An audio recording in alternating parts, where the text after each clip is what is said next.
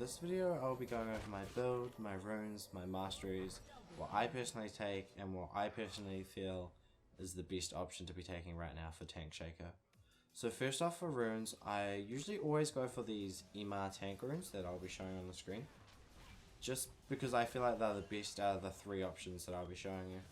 The armor ones that I show, I do take these if I'm versing either a full AD team or teams that just have a lot of AD threat on them, maybe like a Tryndamere or a Yasuo. Other than those two, I have the full tank runes, but I practically never actually take them. They're just there for if you're the only tank on your team and you need to be really tanky, or if the enemy team has a lot of mixed damage and you need both resistances early on. Next up is my masteries, and basically I just take the 18 points in the resolve tree and 12 points in the ferocity tree. You can move the 12 points from ferocity to the cunning tree if you want maybe the runic affinity, assassin maybe, or you just want the dangerous game. It's up to you really. I personally like the 12 points in ferocity because I like the early game damage it gives and the faster clear time. In the end though, as long as you take the 18 points in the resolve tree and get the grasp of the undying keystone, then that is all that really matters for this build, because that keystone synergizes really well with your build.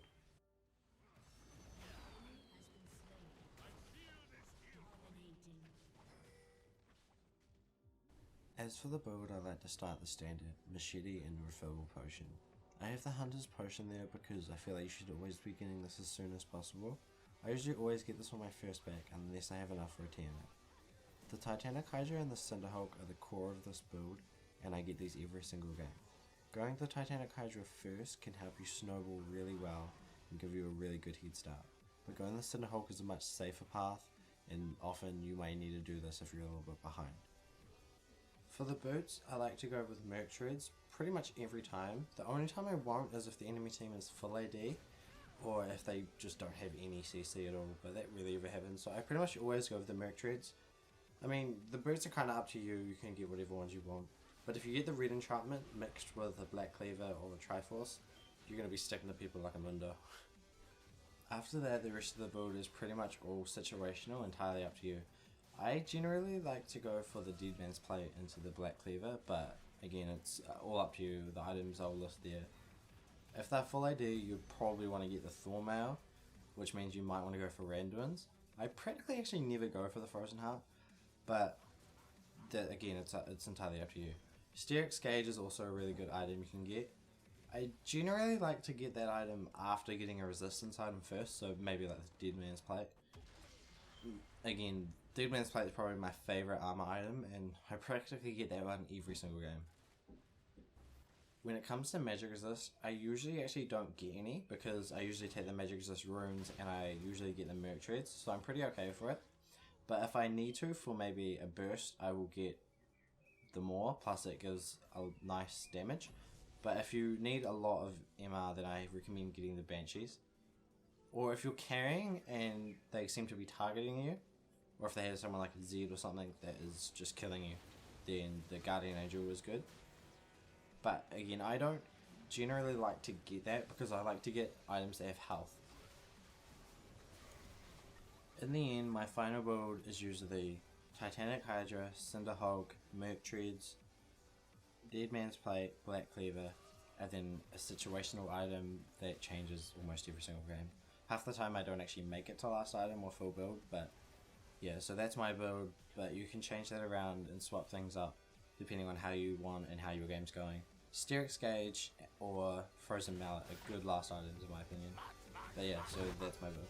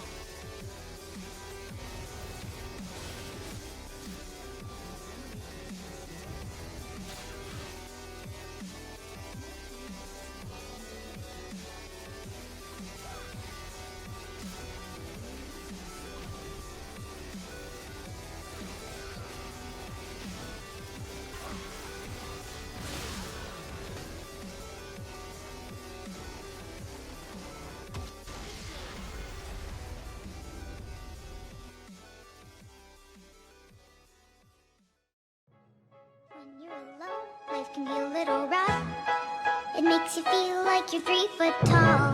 When it's just you, well, times can be tough.